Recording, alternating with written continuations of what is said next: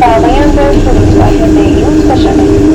دمای هوا 25 درجه سانتیگراد بالای صفر و ساعت وقت محلی 7:35 دقیقه صبح میشه. متشکرم. Ladies and gentlemen, welcome to Beirut Airport. The local time is 7:35 a.m. and the altitude temperature is plus 25 degrees centigrade. Thank you.